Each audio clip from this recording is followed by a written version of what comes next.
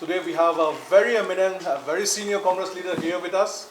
It is not every day that a senior AIC leader comes all the way from Delhi to be with us. Today with us, Shri Jairam Ramesh, a very well-known personality. I'm sure most of you are aware. He's a Rajya Sabha MP, former Union Minister, and presently the General Secretary AICC in charge of communications. So without further delay, we will straight away get on to the business. I give all the time to our respected Jairam Ramesh ji.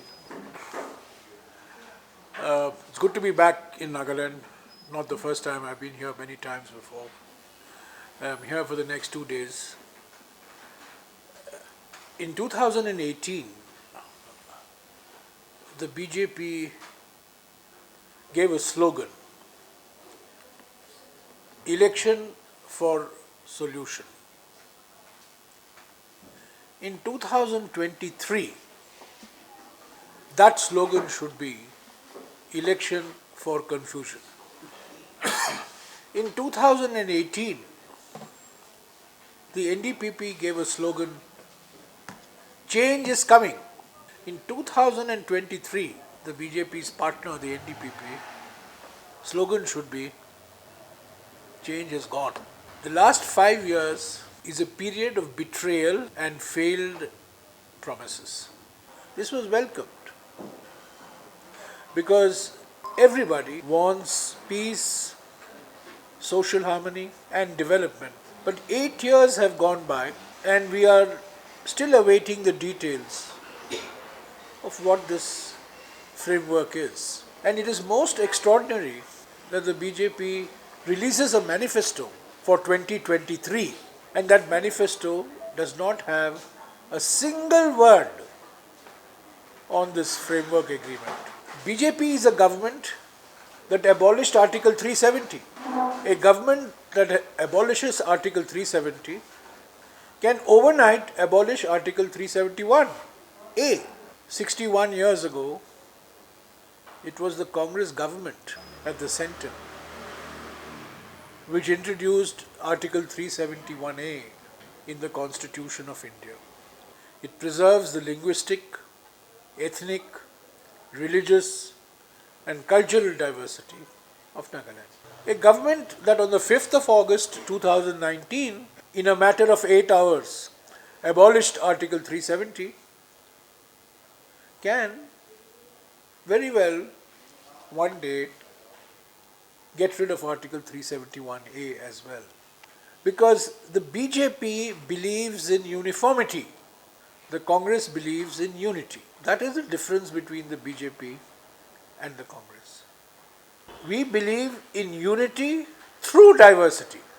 The BJP believes in suppressing all of India's diversity in the name of uniformity. Let's look at the last 5 years. And what stands out in the last 5 years? Number one, other than the main Dimapur-Kohima connectivity across the state to all district headquarters particularly, connectivity at levels below the district headquarters is non-existent.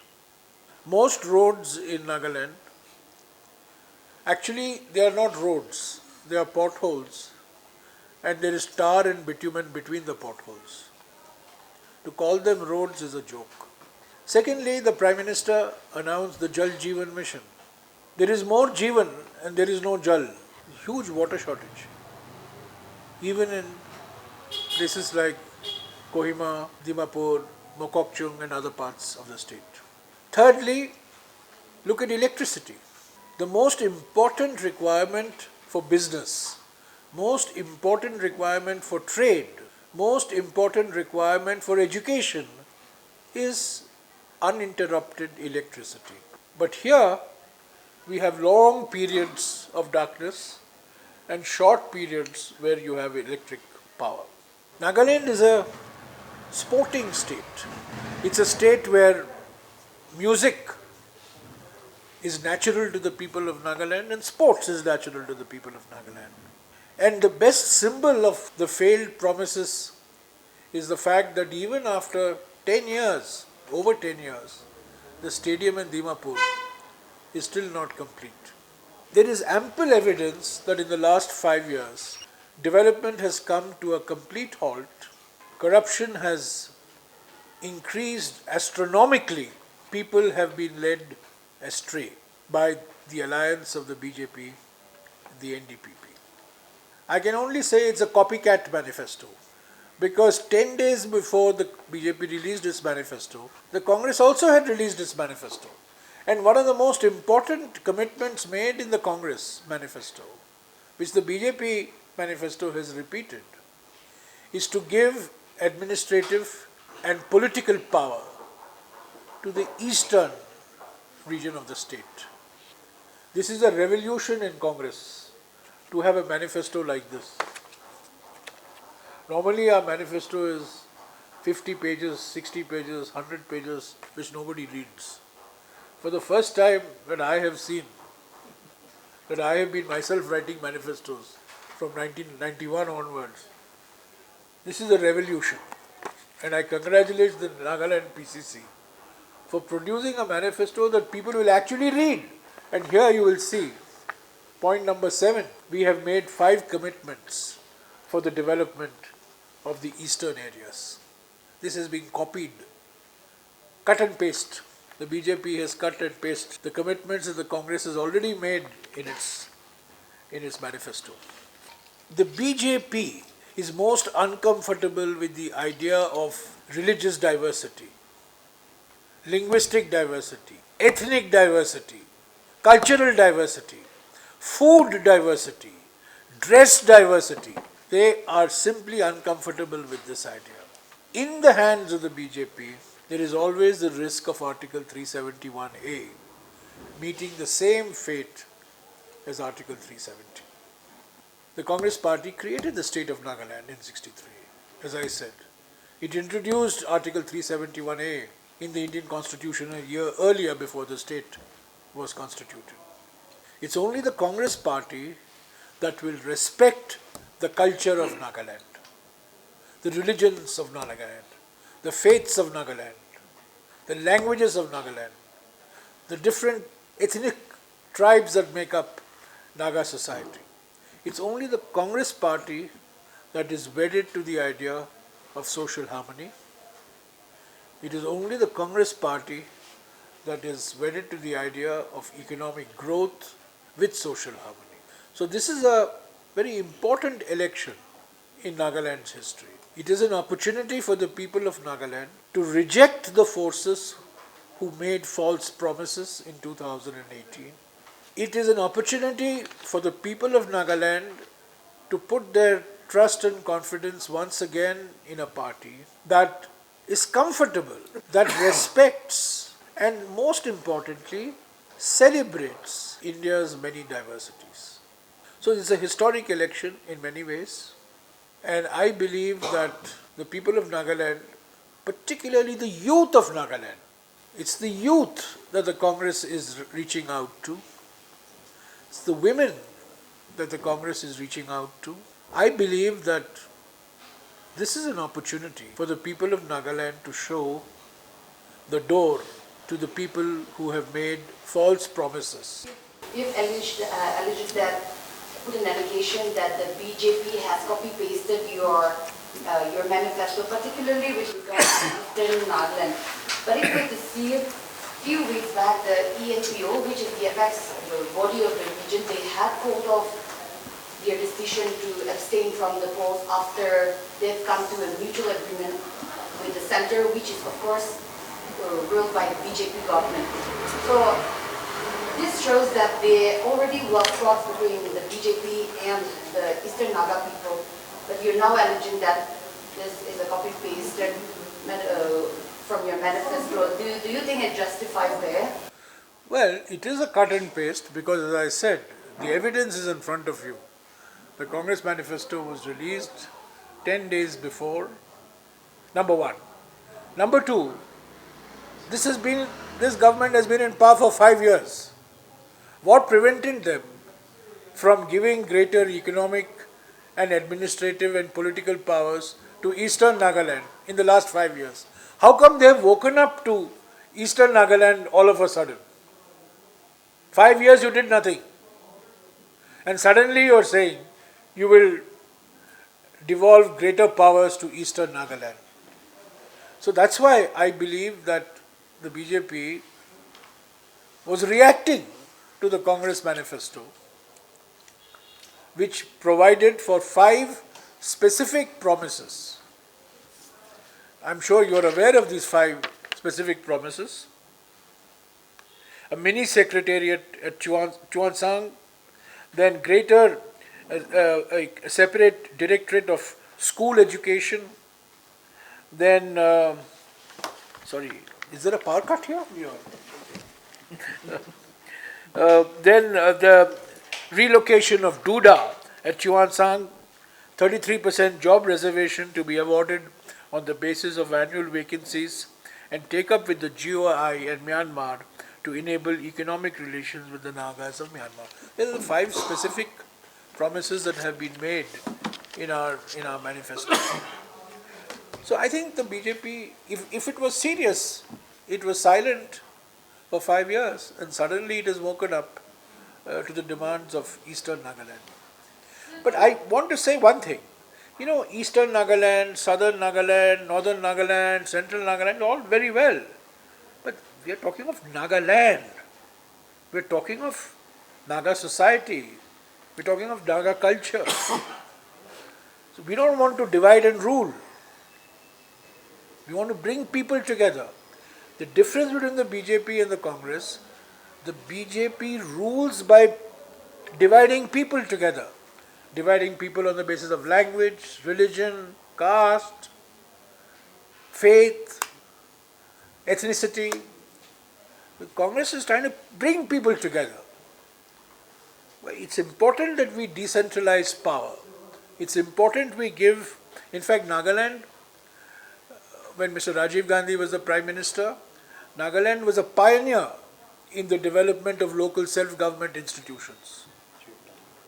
In fact, one civil servant of Nagaland got a Padma Shri, Mr. Gokhale. I think he became Chief Secretary of Nagaland. I remember myself meeting Mr. Gokhale in the late 80s. And Nagaland was in the forefront of decentralized government through panchayats and municipalities. But over the last many years, that leadership has been lost. And the Congress will bring that back again. ENPO issue and Navapolitical issue, don't you feel this has become, an advantage kind of issue for the political parties? ENPO issue is not just 5 years back, 10 years back. They have a long time issue compared when Congress was in power as well. If you are to accuse the ruling government or the BJP, the Prime Minister, former Prime Minister Manmohan Singh did not even visit Nagaland once when he was the Prime Minister. And both demand is not just, it came out just all of a sudden like that. How do you like to justify all this?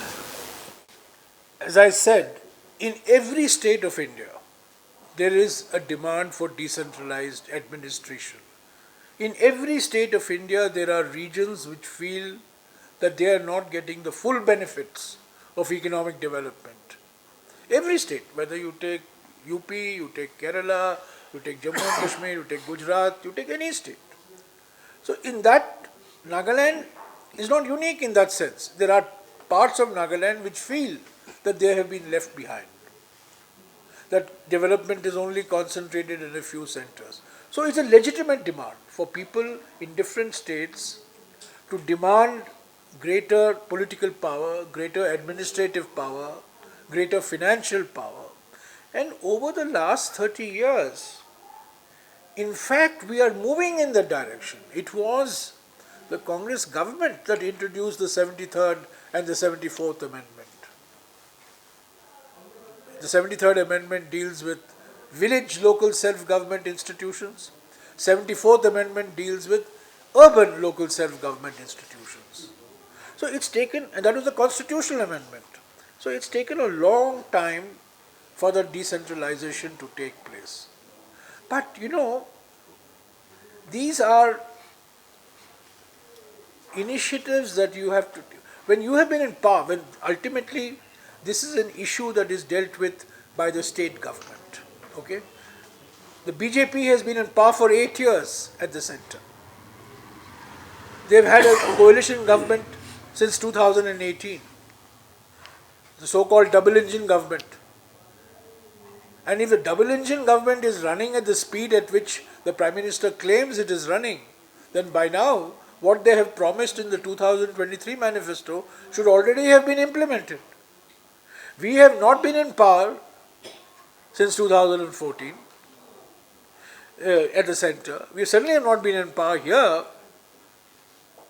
So I think the primary responsibility for this lies with the coalition government here at the state, and the fact that the coalition government here at the state had one of the partners at the centre should have made it easier for them to implement all the commitments that they are now seeing fit to make, because the Congress had made it 10 days earlier. The priority of successive Congress governments, the priority was to bring peace back into Nagaland, without which neither administration nor economic development or any other activity will be sustainable. Peace and harmony was the overriding priority. Now, as you know, these efforts went back to the mid-90s. It started in the mid-90s. Successive prime ministers came. They continued that process. And finally, in 2015, August of 2015, based on years of contact, years of political negotiation, a framework agreement was signed. And we all expected that this would be the beginning of a new dawn in Nagaland.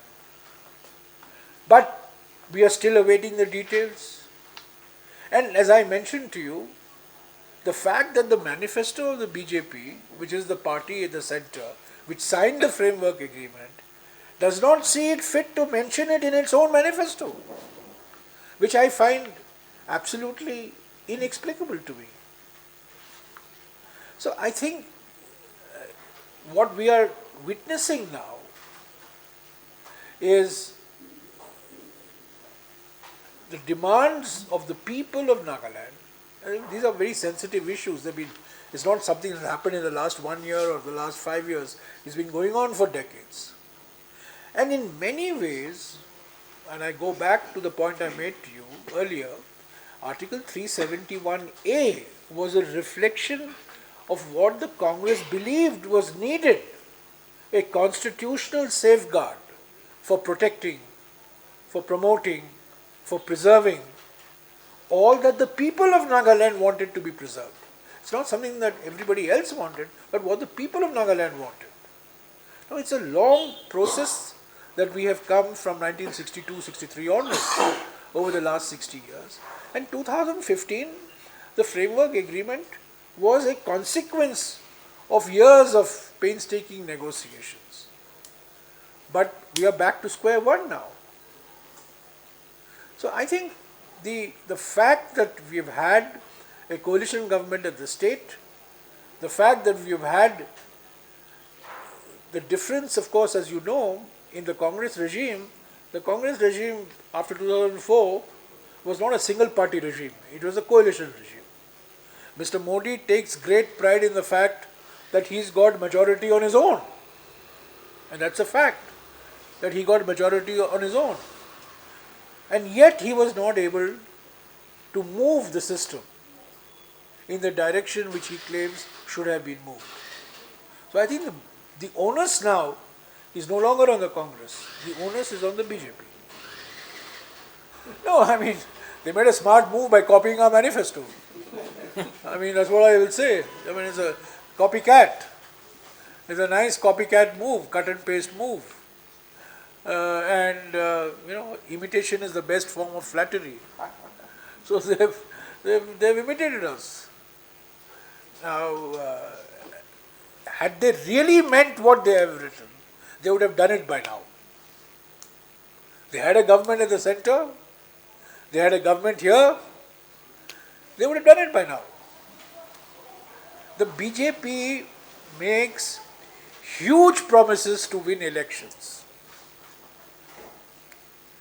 I mean, look at the promises that the Prime Minister made in 2014, that he will bring back all the black money and 15 lakhs will be given to every person's account. This is a promise he made. Of course. And then his Home Minister said, oh, that was election gimmick, Jumla. It was a Jumla.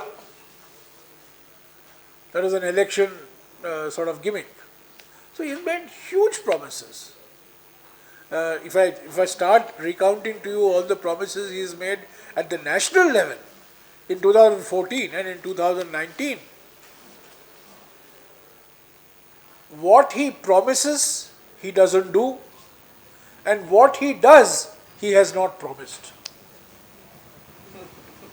The single most disastrous decision taken by Mr. Modi in the last 8 years is on the 8th of November 2016.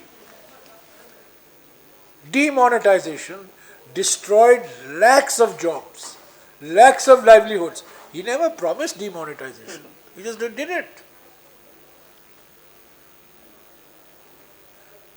He never promised Article 370. He said, it has been in the agenda of the BJP, of the Jansangh and then the BJP. But you know how 370 was removed? At 12 o'clock, the Home Minister comes into the Parliament with a bill, holds a rifle to our heads, and by 9 p.m., Article 370 has gone. So Article 371A also may go one day like this.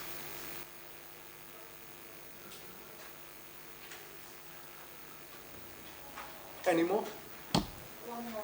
Okay, please, madam. Do we have an intending candidate from the party sitting? Yes, please ask them also. Yeah. So my question is the Congress party really serious in fielding a first-time candidate to contest against the sitting chief minister, who is a very senior politician, or is it just a move to ensure that the CM does not go elected unopposed? আমি chief minister লগতে contest কৰাটো party পৰা আন্দাজ পৰা আমিকে set up কৰা নহয় ইটো decision লওঁতো আমি ডিসিশন লৈছে লাষ্ট 30 years চিফ মিনিষ্টাৰ আমি খানলা কনষ্টিটুৱেন্সি ৰিপ্ৰেজেণ্ট হৈছে তো ডেভেলপমেণ্ট ইকুৱেলিটি থাকা নাই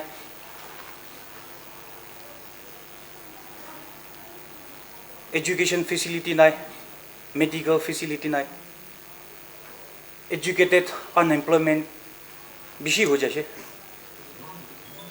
Itu gone ami itu kan nimide khara gora ase, corruption bishi hoje. So ami kile chief minister logode kheli bole khara gora do corruption bishi hoar karne itu against group bonimde ami khara kori. Let's be very clear, we are fighting to win. We are not fighting just for the sake of fighting.